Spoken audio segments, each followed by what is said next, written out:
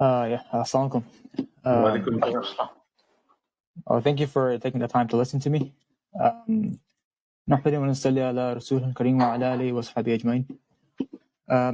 So the topic I'll be speaking about today are the rational implications of atheism.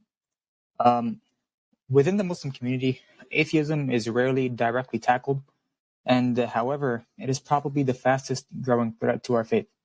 Atheism is the overarching belief that there is no God, and within atheism, there are many subdivisions. However, even with these subdivisions, the number of atheists is growing at a rate that most of us cannot even imagine.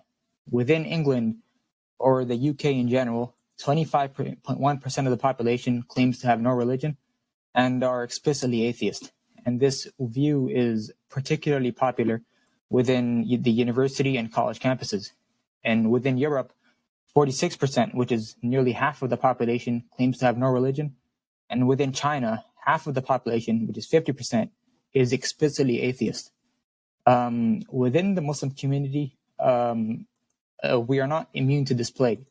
In Saudi Arabia, 19% of the population claims to be non-religious, and 5% is explicitly atheist, which means that they explicitly deny the existence of God. I won't be providing any direct arguments to prove Islam or to disprove atheism, but I will provide the rational implications of if someone were to accept atheism over Islam. Overall, if someone were to accept atheism, then there is essentially no reason to have any hope, happiness, or in life, and there is no reason to assign any value to human beings at all. To start off, I'll be speaking about the fact that if someone were to accept atheism, then there is no reason to have any ultimate hope in life. So hope is the feeling or expectation of something to happen, and we all hope to be happy forever. If we lived a bad life, we desire to hold our perpetrators to account or to be compensated. And if we lived a life filled with pleasure, then we want that pleasure to continue to the end of our life and even after we die. And that's just the nature of the human being.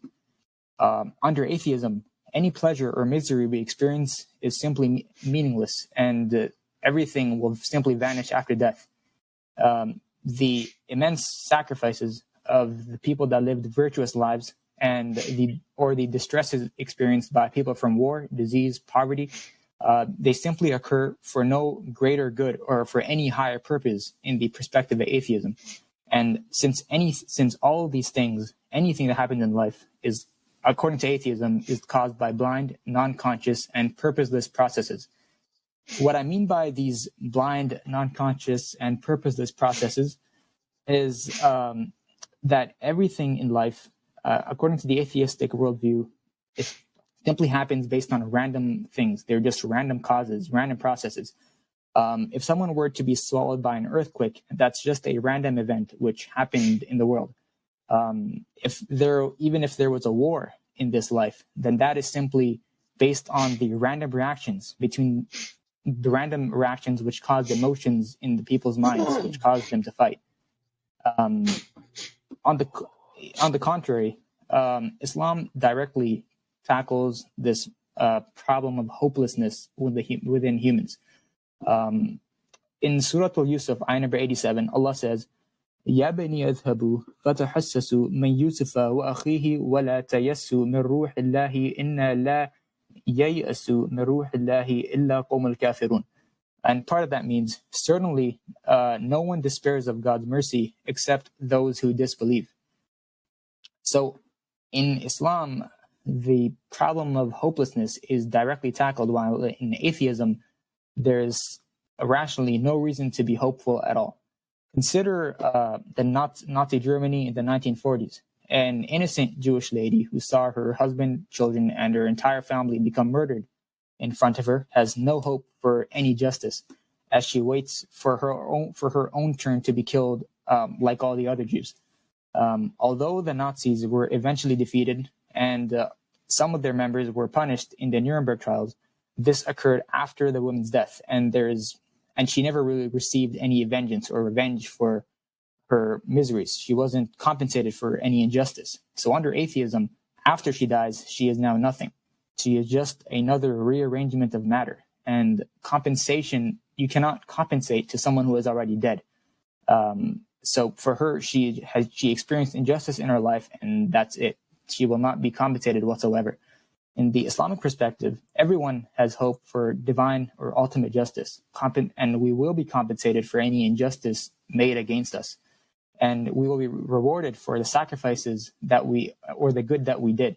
In Surah Al-Zilzala, ayah number 6 to 8, Allah says, يَوْمَئِذٍ يَصْدُرُ النَّاسُ أَشْتَاتًا لِيَرَوْا أَعْمَالَهُمْ فَمَنْ يَعْمَلْ مِثْقَالَ ذَرَّةٍ خَيْرًا يَرَهُ وَمَنْ يَعْمَلْ مِثْقَالَ ذَرَّةٍ شَرًّا يَرَهُ.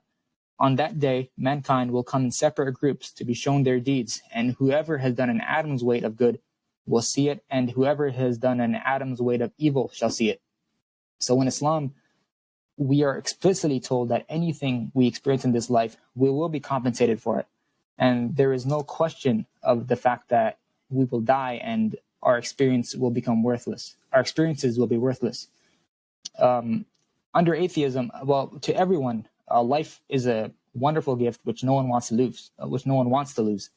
Under atheism, giving life is like giving a child his favorite toy, and then death is like taking a toy away from that child for absolutely no reason, which is absurd.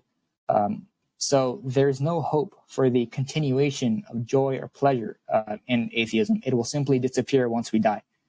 For a Muslim, the joy and pleasure we experience in this life will continue eternally after our death, and in fact, it will be enhanced to a degree that we cannot even imagine. In Surah Al-Qaf, ayah number 35, Allah says, لَهُمْ مَنْ يَشَاءُونَ لَهُمْ مَا يَشَاءُونَ فِيهَا وَلَدَيْنَا مَزِيد. Which means that they will have whatever they desire, and even more than that for them. So in Islam, Allah directly gave us a reason to be hopeful. While in atheism, if someone were to be atheist, then it is almost nonsensical to be hopeful of anything in life, and any sort of justice in life. The second problem with adopting the atheistic worldview is the fact that there is no ultimate value to human life. The question I would like to ask you is, what is the difference between a human and a chocolate bunny, or a teddy bear, or a piece of wood, a plank of wood? In the naturalistic worldview, which is what most atheists adopt, it basically means that everything that exists is simply just a rearrangement of matter based on blind, non-conscious, and physical causes. Under atheism, there is no difference between a human and a chocolate bunny. There is no difference between smashing the head of a human versus smashing the head of a bunny, a teddy bear, or breaking a plank of wood. There's no value to human life. Both humans and, according to atheism, both humans and any other physical object is just a rearrangement of matter. We're both made up of just cold and lifeless matter. If you were to ask this question to an atheist, what is the difference between a human and a chocolate bunny or a teddy bear? They would probably respond by saying that we have feelings, or that we feel pain.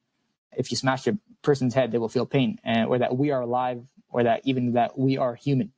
But even emotions under atheism are meaningless. According to under atheism, even emotions are just blind processes. You can reduce emotions down to just the reactions between the neurochemicals within our own brains. And which are just random physical processes. So even emotions can be reduced down to be meaningless. So under the atheistic worldview, even our feelings are meaningless. Nothing is meaningful, and there is no value assigned to human life. But fortunately, most atheists don't follow through with these rational implications. These rational implications are very depressing. But people don't follow them because of our natural disposition, our fitrah, which is our affinity to recognize God and the truth of our existence, to assign value to human life.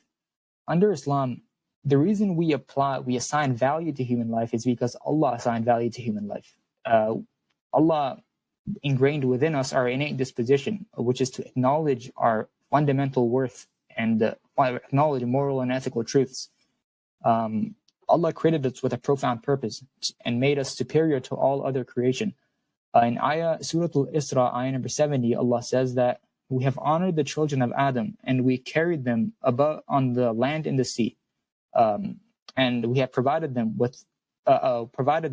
of the good things, and we have preferred them over many of those whom we have created with preference. So Allah has preferred us above most of other creation, and Allah Himself assigned us value, which is why we Muslims assign value to human life.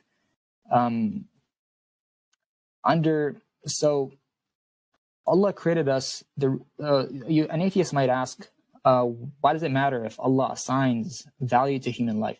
And why did Allah even assign it to human life? Why did Allah assign value to human life anyway? Well, Allah created us, and He has ultimate knowledge and wisdom. What Allah considers to be valuable is universal and objective. It's not like me telling you that this object, this mouse is objective. This mouse is valuable. Because my opinion is subjective. But what Allah thinks is not. There is no question of subjectivity, because Allah's knowledge is unlimited and His wisdom is unlimited. So, what Allah thinks, what Allah considers something to be true, that truth must be objective. So, what Allah considers to be valuable, that thing must intrinsically, truly, objectively be valuable. So, under atheism, life is extremely depressing. We have no ultimate value. There is no point of having any sort of hopes. And ultimately, under atheism, there is no happiness. If one does claim to be happy while being an atheist, then that happiness is probably a sort of drunken happiness. You can only be happy while being atheist if you ignore the realities of life and if you ignore the rational implications of what it means to be an atheist. True happiness and mental peace can only exist if one were to accept the truth and the mercy of Islam and accept the reality of Allah. That's all.